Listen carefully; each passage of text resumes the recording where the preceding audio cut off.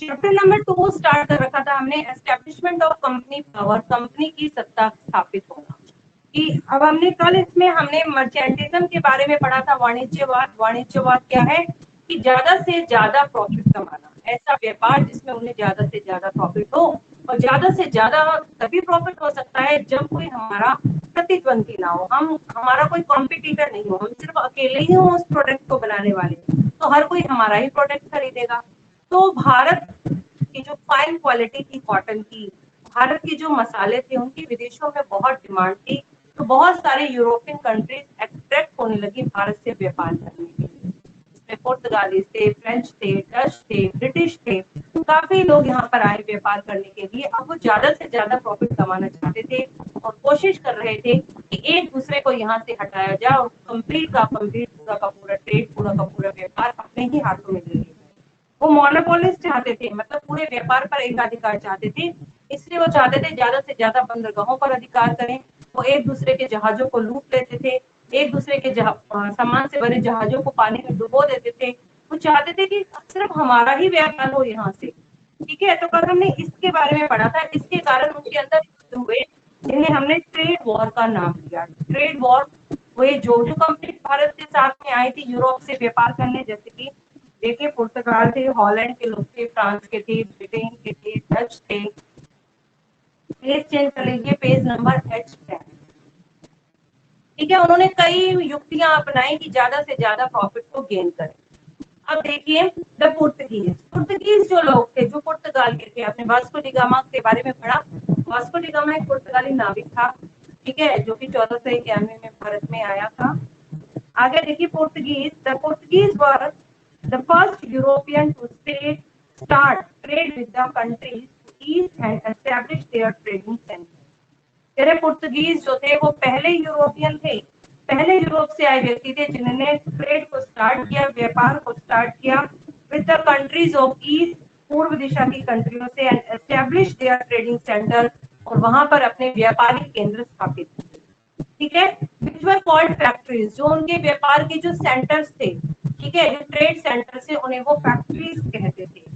They open there trading centre, उन्होंने India में अपने ट्रेडिंग सेंटर बनाए। इंडिया में आए थे सबसे पहले, उन्होंने कई ट्रेडिंग सेंटर्स बनाए जिन्हें फैक्ट्रीज कहा जाता था। उनके नाम है कोचीन, गोवा, दमन and Diu. Daman and Diu तो अब आपकी एक क्या है, दादर नगर हवेली और दमन एंड दीव, ये एक यूनियन टेरिटरी है आपकी। They enjoyed monopoly of Indian trade for about a century. काफी सेंचुरी तक उन्होंने मोनोपोली होता है एक अधिकार, व्यापार पर उनका एक ही अधिकार एंजॉय किया, मतलब कोई और कंपनी तो थी नहीं वहां पर, सिर्फ यही लोग भारत से व्यापार करते थे, तो उन्होंने काफी लाभ कमाया। ठीक है, the superiority of their armed ship, और उनके जो शिप थे, हथियार बंद जो उनके शिप थे, बहुत ही सुपीरियर थे। एंड नेविगेशनल स्किल, उनकी जो नौ वाहन की जो कौशल था, समुद्र में जहाजों को चलाना, वो भी उनकी स्किल काफी अच्छी थी। Made them the master of the sea, जिसके कारण वो सी के मास्टर, मतलब समुद्र के रास्तों को अच्छी तरीके से जान गए, जहाजों को हैंडल करना जान गए, इसलिए उन्हें सी ऑफ द मास्टर का नाम दिया गया। These characteristics also help them, और उनकी क्या विशेषताएं थी, उनकी विशेषताओं ने मदद की securing trading concession from the Mughal emperor, की जो मुगल एम्परर थे उस वक्त का जो मुगल शासक था, वो उससे व्यापार में कई प्रकार की छूट प्राप्त कर सके। The British and the Dutch companies could break this मोनोलोपी, लेकिन अब वहां पर ब्रिटिश भी आ गए और डच भी आ गए, और उनकी जो मोनोपोली थी वो ब्रेक हो गई, जो पूरे व्यापार पर उनका एक अधिकार था, क्योंकि और तो कोई कॉम्पिटिटर था नहीं। अब उनके दो कॉम्पिटिटर और आ गए पुर्तगीज के, जो कि थे ब्रिटिश और डच। उन्होंने उनकी मोनोपोली सिस्टम को तोड़ दिया। When they also took over most of the Indian possession, and the Portuguese कह रहे हैं आप क्या करने लगे, वो ज्यादा से ज्यादा भारत में अधिकार करना चाहते थे पुर्तगीज। ठीक है, when they also took most of the Indian possession of the Portuguese। अब देखिए साइड में एक बुक में पिक्चर दे रखा है, पुर्तगीज स्टाइल चर्च। पुर्तगीज ने कैसा चर्च बनाया, ये पिक्चर नजर आ रहा है, पुर्तगीज का चर्च है ये। देखिए फिर डच आई, डच ईस्ट इंडिया कंपनी की स्थापना हुई। Attract to the Indian trade, भारतीय ट्रेड से ही आकर्षित होकर Dutch establish the Dutch East India company, Dutch लोगों ने डच ईस्ट इंडिया कंपनी बनाई इन 1602 1602 ईस्वी। They established their trading center और उन्होंने अपने अपने ट्रेडिंग सेंटर भी बनाए एट पुलिकट। कहाँ कहाँ बनाए देखो, व्यापारी केंद्र पुलिकट, सूरत, ठीक है, चिंसुरा और कासिम बाजार, Patna, Nagapattinam and Kochi. They faced competition from the British, उन्हें भी ब्रिटिश लोगों से प्रतिस्पर्धा का सामना करना पड़ा क्योंकि उनके कॉम्पिटिटर थे British. Their rivalry remained, rivalry होती है उनकी प्रतिद्वंदता, उनकी प्रतिस्पर्धा, एक दूसरे से आगे निकलने की, कंपटीशन की भावना। Remained serious, बहुत ज्यादा सीरियस हो गई थी till 1759 तक। Ultimately, वास्तव में जब British were able to expel them from India, जो ब्रिटिश लोग थे वो डच लोगों को भारत से बाहर निकालने में जीत गए, सक्षम हो गए। कि मतलब इतने ज्यादा हो गया, अब जो ब्रिटिश लोग थे उन्होंने डच लोगों को भारत से बाहर खदेड़ दिया, भारत के साथ उन्हें व्यापार नहीं करने देते। अब हम ब्रिटिश के बारे में पढ़ते हैं। Success of the Portuguese and the highly profitable trade the India attract the British towards India. The success of Portuguese, Portuguese लोगों पर सफलता प्राप्त कर ली, एंड हाईली प्रॉफिटेबल ट्रेड, और बहुत ज्यादा लाभ कमाने वाला व्यापार था इंडिया के साथ। अट्रैक्ट द ब्रिटिश, उसने ब्रिटिश लोगों को अट्रैक्ट किया कि वो भारत के साथ आए, भारत की तरफ आए और व्यापार करें। बाय रॉयल चार्टर, एक शाही फरमान निकला, ग्रांटेड बाय द एलिजाबेथ प्रथम, जो कि ब्रिटेन की रानी एलिजाबेथ प्रथम ने दिया था, ठीक है, ऑन 31 दिसंबर 1600, 31 दिसंबर सन 1600 में। और east India company was establish, और भारत में ईस्ट इंडिया कंपनी एस्टैब्लिश हो गई, स्थापित हो गई। तो सन 1600 में एस्टैब्लिश हुई थी, 31 दिसंबर 1600 में ईस्ट इंडिया कंपनी भारत में बना दी गई। इस चार्टर ग्रांटेड, अब जो एलिजाबेथ ने, क्योंकि ये लोग ब्रिटेन से आए थे और ब्रिटेन की जो रानी थी उस वक्त में, उनसे ये चार्टर लेकर आए थे, उन्होंने ये फरमान दिया था। और उस चार्टर में क्या क्या और लिखा था वो देखिए। This charter granted the company, इस चार्टर ने कंपनी को क्या प्रदान किया? The sole right to the trade with the east, east की कंट्री के साथ व्यापार करने का एकमात्र अधिकार। सिर्फ कोई और कंपनी नहीं बना सकता ब्रिटेन का व्यक्ति आकर वहां पर, सिर्फ ईस्ट इंडिया कंपनी ही व्यापार करेगी, दूसरा कोई व्यक्ति दूसरी कंपनी नहीं खड़ी करेगा। तो सिर्फ उन्हें ही एक सोले राइट मिल गया, एक अकेला अधिकार मिल गया कि पूर्व की कंट्री के साथ वो व्यापार करें। दिस मीन्स, इसका मतलब था that no other trading group in England, England का कोई भी दूसरा व्यापारी group would compete with the East India Company, कोई भी दूसरा ग्रुप जो है ईस्ट इंडिया कंपनी को चैलेंज नहीं कर सकता है इन इट्स एनी वे, किसी भी तरीके से। With the grant of this charter, और इस चार्टर की ग्रांट के साथ, the company would venture across the ocean, venture मतलब व्यापार, कंपनी ने व्यापार शुरू कर दिया समुद्रों के पार, ठीक है, वहां से आने तक, इंडिया तक, बीच में काफी बड़े ओशंस हैं। Looking for the new land, अब वो नए जमीन ढूंढने लगे, from where it could buy goods at cheap rate, जहां पर वो सामान को सस्ते दामों में खरीद सकें, and carry them back to the Europe, और उसे वापस यूरोप में ला सकें, to sell at higher prices, और लाकर उसे ऊंचे दामों में बेच सकें। Now the company did not have to face competition from other British trading company. अब जो ये कंपनी थी did not face competition, अब उसे किसी भी ब्रिटेन की दूसरी कंपनी के साथ कंपटीशन नहीं करना पड़ता था, क्योंकि ब्रिटेन की रानी ने जो चार्टर दिया उसके अकॉर्डिंग कोई भी European country British east India company की कॉम्पिटिटर नहीं बन सकती है। यह एक अकेली वही कंपनी व्यापार करेगी, इसीलिए कोई भी यूरोप की कंपनी, कोई भी ब्रिटिश ट्रेडिंग कंपनी अब ईस्ट इंडिया कंपनी के साथ व्यापार नहीं कर सकती, इसीलिए वो ब्रिटेन से आई सिर्फ एक अकेली ही कंपनी थी, इसलिए उसके पास में कोई भी कॉम्पिटिटर नहीं था। The company soon started it's activity, अब कंपनी ने जल्दी ही अपनी एक्टिविटी स्टार्ट की, सिर्फ व्यापार नहीं बल्कि भारत को लूटने की भी उसने योजना बनाई। Sir Thomas Roy obtained the right to trade for the Mughal emperor Jahangir. Sir Thomas Roy ने अब भारत में आए, उनकी रानी ने तो अधिकार दे दिया, लेकिन भारत में आने के बाद भारत के शासक से भी तो परमिशन लेनी पड़ेगी व्यापार की, तो उन्होंने यहाँ पर अधिकार प्राप्त कर लिया। मुगल एम्परर, एक मुगल शासक हुए Jahangir, and establish there first settlement, और यहाँ पर आने पर उन्होंने अपनी पहली बस्ती बनाई on the west coast of Surat, Surat के पश्चिमी तट पर। Soon after, और उसके बहुत जल्दी ही, soon other trading centers, जल्दी ही दूसरे व्यापारिक केंद्र भी बन गए ब्रिटिश लोगों के, वर एस्टैब्लिश ऑन ईस्ट और वेस्ट कोस्ट, जल्दी ही, अभी तो पहले वेस्ट में बनाई, अब ईस्ट और वेस्ट कोस्ट में और दूसरे भी इन्होंने ट्रेडिंग सेंटर बना लिए। The first British factory, British लोगों की पहली फैक्ट्री जहां पर वो माल को खुद बनाते थे। अभी तक तो वो माल खरीद रहे थे, अब भारत में ही उन्होंने अपनी फैक्ट्री भी बना ली। The British factory was set up on the bank of the river Hooghly in 1655. Underline कर लो, काफी बार ये क्वेश्चन आता है कि ब्रिटिश लोगों ने अपनी फर्स्ट फैक्ट्री कब एस्टेब्लिश की, 1651 में। कहां पर एस्टेब्लिश की? On river of Hooghly, Hooghly नदी के किनारे पर। Page number H10। अब थे फ्रेंच, फ्रेंच लोग भी थे यहाँ पर। पुर्तगीज को बाहर कर दिया, डचेस को बाहर कर दिया, अब थे French. The French were following the Dutch and the British footstep. French लोग भी डच और ब्रिटिश को देखते हुए भारत में आए। They also form French east India company इन 1664 और उन्होंने यहाँ पर आकर अपनी फ्रेंच ईस्ट इंडिया कंपनी बनाई। The first French trading centre in India, Bharat में जो पहला फ्रेंच का ट्रेडिंग सेंटर था, was founded in सूरत, वो सूरत में बनाया गया 1668 के अंदर। देयर मेजर सेटलमेंट्स, उनकी भारत में जो मुख्य बस्तियां थी वो पुडुचेरी यानी कि पौंडीचेरी कहा जाता था, वहां पर थी, एंड चंद्रानगर एंड माहे नाम की जगह है जहां पर उन्होंने अपनी सेटलमेंट्स को बनाया। नेक्स्ट टॉपिक है Anglo French rivalry and the Carnatic war.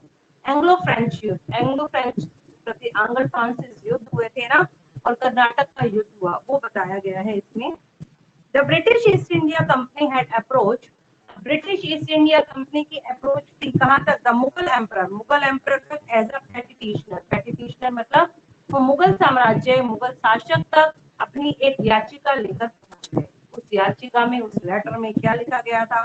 Day by day they consolidate their position, बार बार एक पेटिशनर बना लेते थे और day by day consolidate their position मतलब सिर्फ पहले उनसे परमिशन लेते थे, क्या हम यहाँ पर अपनी फैक्ट्री बनाए, क्या हम यहाँ से व्यापार कर सकते हैं। बहुत ही नर्म से व्यवहार से उन्होंने मुगल एम्परर को अपने झांसे में लिया और day by day they consolidate their position, दिन प्रतिदिन अपनी स्थिति को मजबूत करते चले।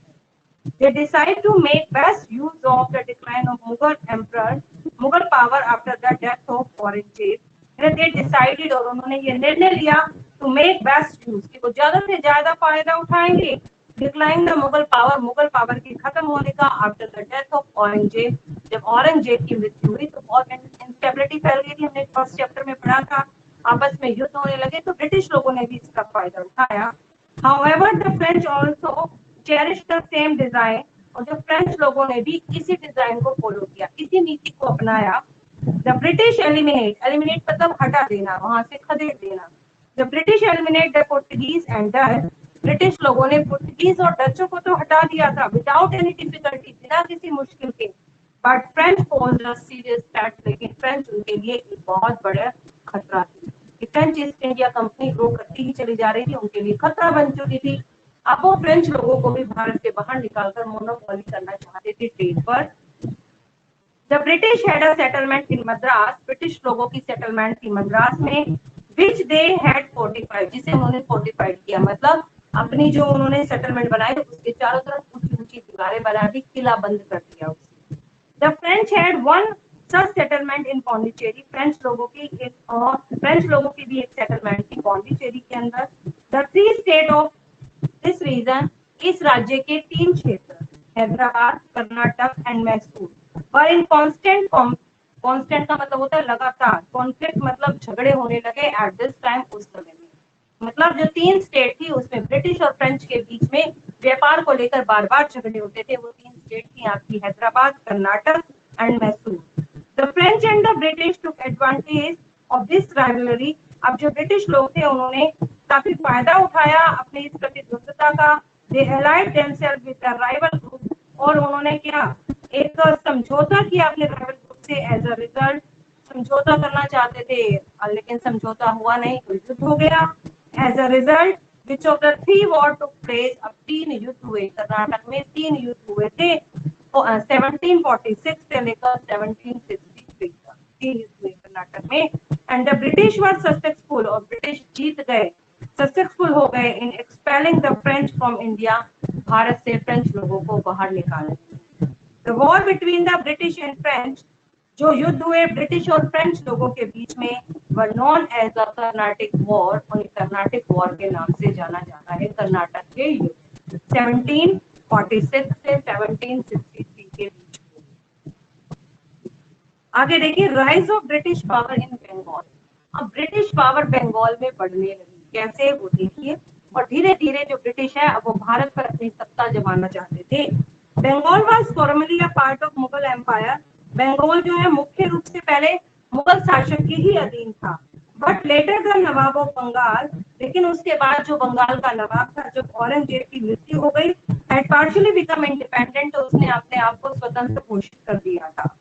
The British company secured a फरमान। अब ब्रिटिश इस कंपनी ने एक फरमान प्राप्त किया फ्रॉम द औरंगजेब से परमिशन ली उसने, which granted the company to right to duty free trade, कि और औरंगजेब ने उन्हें स्वीकृति दे दी कि ये जो ईस्ट इंडिया कंपनी है ये व्यापार कर सकती है ड्यूटी फ्री, मतलब कोई कर नहीं लगाया जाएगा, टैक्स नहीं लगाया जाएगा, विदाउट टैक्स यानी व्यापार करना चाहती है, जब विदाउट टैक्स व्यापार करेगी तो सामान उसके लिए और सस्ता हो गया। But the company from time to time kept the pressure Aurangzeb, लेकिन ये कंपनी ईस्ट इंडिया कंपनी बार बार औरंगजेब को प्रेशराइज करती रही for more and more concession, कि उन्हें ज्यादा से ज्यादा कंसेशन दे और भी ज्यादा से ज्यादा उन्हें सहूलियतें प्रदान करे ताकि उनका व्यापार और भी बढ़े।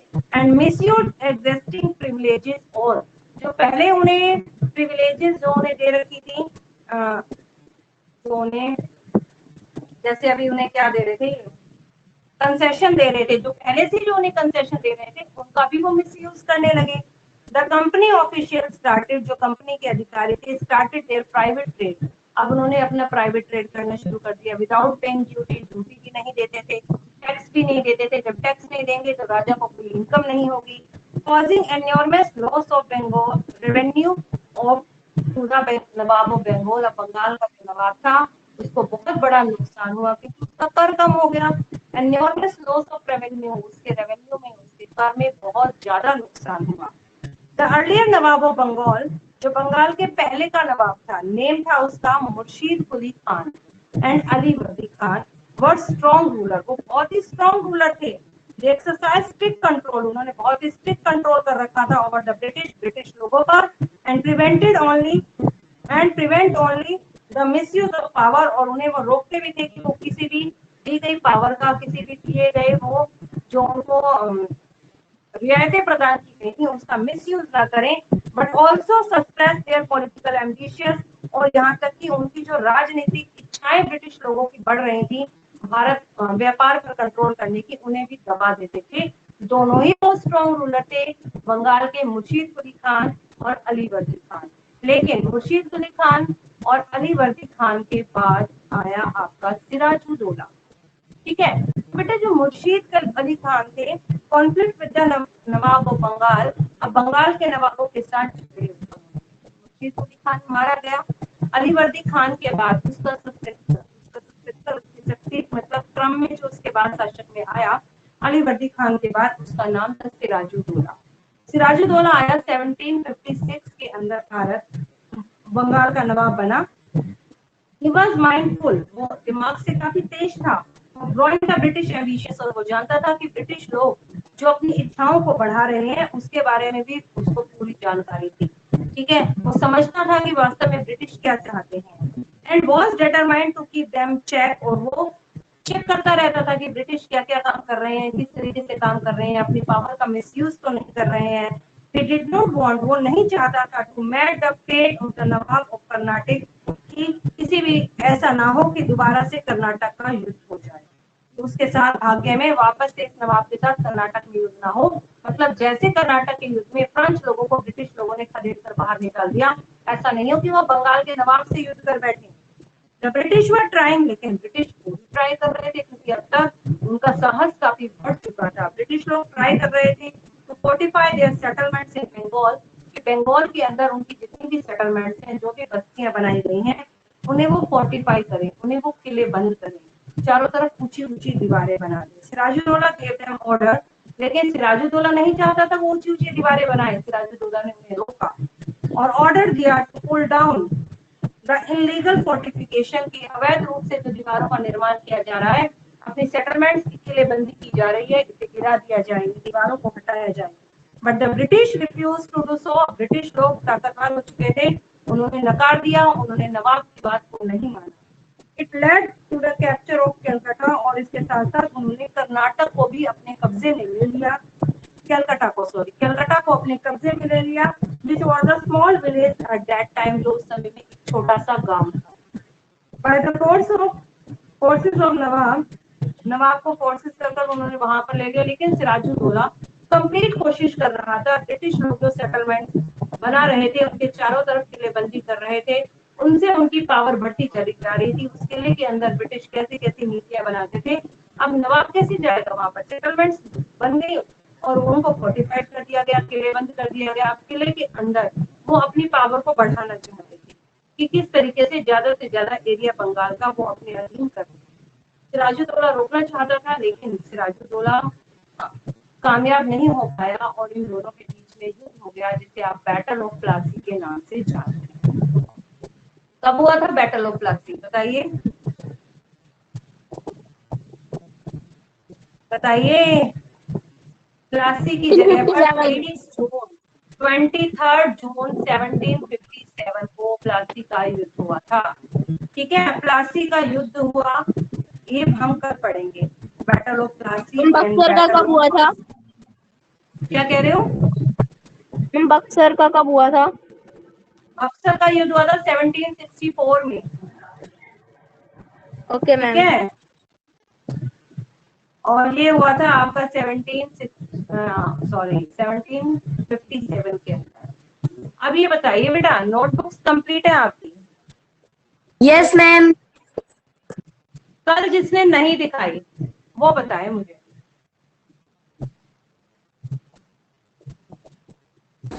आप स्कूल खुल जाएंगे कल जो एक के महीने में आप करो बेटा, नोटबुक कंप्लीट रखो अपनी।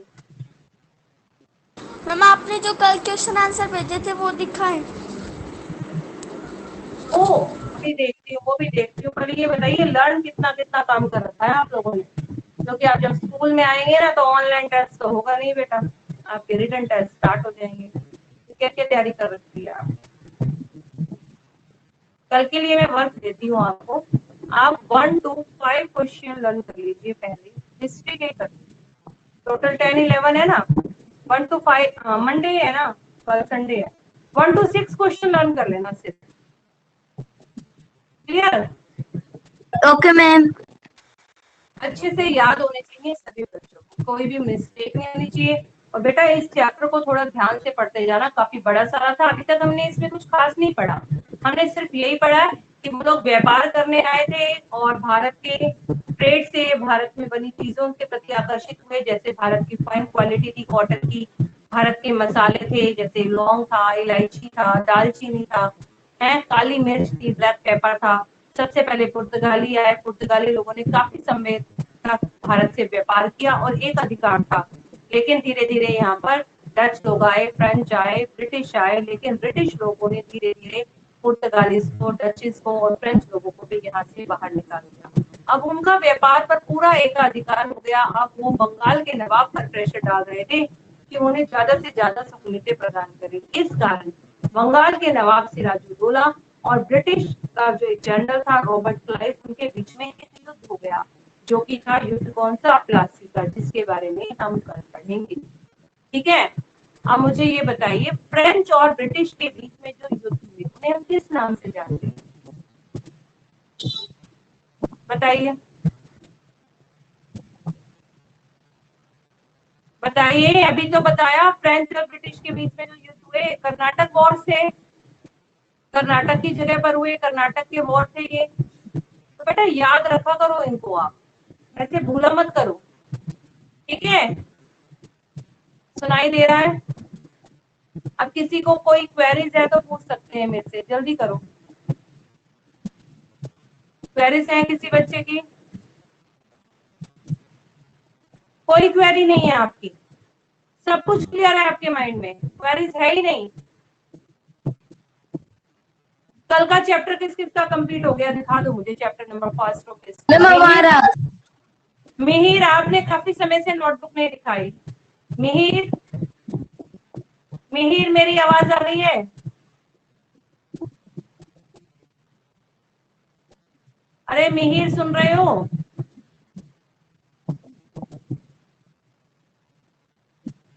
चलो पलक और पायल आप, हाँ मिहिर दिखाओ जल्दी से अपना वर्क। पलक और पायल आप दिखाओ chapter number first. Yes ma'am.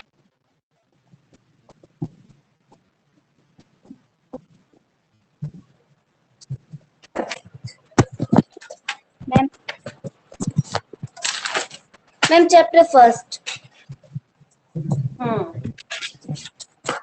Yes, page पढ़ लो।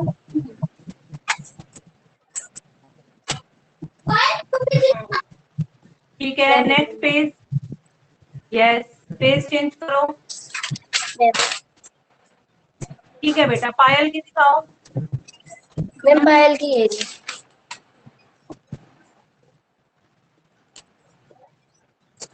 ठीक है, पेज चेंज कर लो। ओके, ठीक है पलक और पायल, आपका वर्क कंप्लीट है, आप क्लास लीव कर सकते हैं। Okay ma'am. नमन, नमन दिखाओ बेटा, Yes, वर्क ma'am. दिखाओ। सौरभ सेठी, नोटबुक ओपन कर लो। मैम किसका? मैम हम दिखाएं। नमन अपनी कल कल जहाँ तक छोड़ा था ना, जहाँ से आपका पेंडिंग था वहां से दिखाओ। मैम मैंने आपको कल ही सारा दिखा दिया था। कल दिखा दिया था तो हिस्ट्री का चैप्टर दिखाओ बेटा, कंप्लीट हो गया होगा। मैम उसके कुछ क्वेश्चन कंप्लीट नहीं है। नहीं है, अभी लीव करो, कंप्लीट करो। चलो सौरभ सेठी आप दिखाओ बेटा। मैम सौरभ, हम दिखाएं। गार्गी दिखाओ। सौरभ, गार्गी जल्दी ओपन करो। विशाखा और Naman, Nargis. Yes, very good. Gargi page change करो। गार्गी चैप्टर का नेम भी लिखा करो, चैप्टर का नेम लिख देना ऊपर। Okay, okay ma'am. ठीक है बेटा, लीव कर दो आप। विशाखा, विशाखा और नरगिस नोटबुक ओपन करो।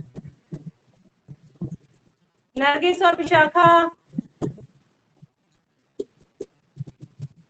सुनाई नहीं दे रहा आप लोगों को? विशाखा और नरगिस,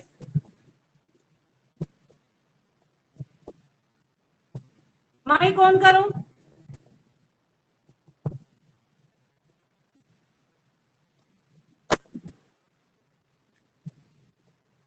विशाखा और नरगिस माइक ऑन करो।